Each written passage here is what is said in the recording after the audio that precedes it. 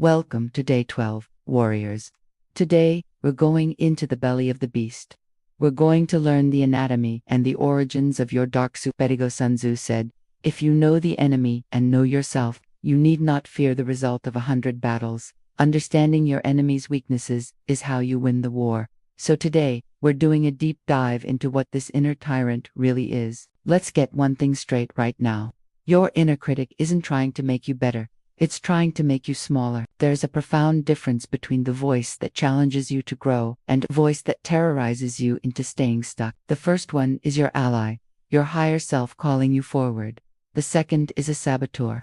Today, we're going to put that saboteur under the microscope. We will dissect the anatomy of the dark superego so you know exactly what you're fighting, where it came from, and how to dismantle it, piece by piece. So, what is this dark superego? Think of it as your internalized collection of every harsh judgment, every impossible standard, and every fear-based belief you've ever absorbed from the world around you. It's not just one voice. That's a common misconception. It's a chorus of limitation, a choir of negativity, singing in perfect, toxic harmony, all designed to keep you playing small.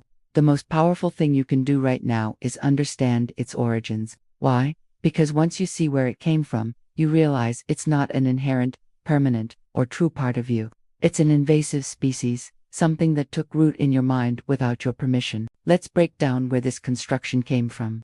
First, there's inherited fear. Yes, you can inherit fear. Every generation passes down their survival anxieties like a family heirloom nobody wants.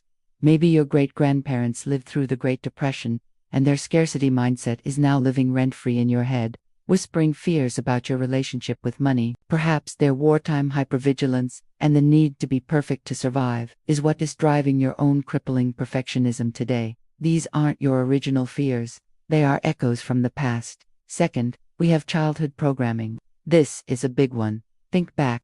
That teacher who casually said you weren't smart enough, planting a seed of doubt that grew into a forest. The parent who was so stressed and overwhelmed that they couldn't celebrate your wins, teaching you that your accomplishments weren't worthy of acknowledgement. The coach who thought motivation came from shame instead of encouragement, programming you to believe that you only perform under pressure and criticism. Third, there's trauma protection. This is your psyche's attempt to be a bodyguard. Every time you were genuinely hurt, rejected, or abandoned, your mind created protective strategies to prevent it from happening again. These sound like reasonable rules. Don't trust people too quickly. Don't want too much. You'll only be disappointed. Don't stand out. It's safer to blend in. These strategies may have saved you back then. They were necessary shields, but now, they're a cage. They are sabotaging your growth, your connections, and your joy. Finally, we have cultural conditioning. Society has its own giant dark superego, and it loves to share. It's the constant, low-hemming frequency of mediocrity telling you, be realistic. Don't get your hopes up. There's always someone better, smarter, or more talented. You're too old for that. You're too young for this. You're too different to ever truly succeed. It's the collective fear of the herd, designed to keep everyone in line. So how does this dark superego operate?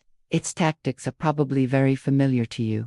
It catastrophizes the future, painting worst-case scenarios in vivid detail. It minimizes your strengths and accomplishments until they seem insignificant. It magnifies your weaknesses and mistakes, putting them on a giant billboard in your mind. And its favorite weapon, comparison. It loves to compare your messy, behind-the-scenes struggles to everyone else's perfectly curated highlight reels on social media. But listen to me, warrior. Here is your advantage. Here is the crack in its armor. Once you understand that the dark superego is learned, you realize it can be unlearned.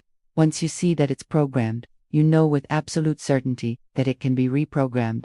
This is not a life sentence. This understanding is your first weapon in the rebellion.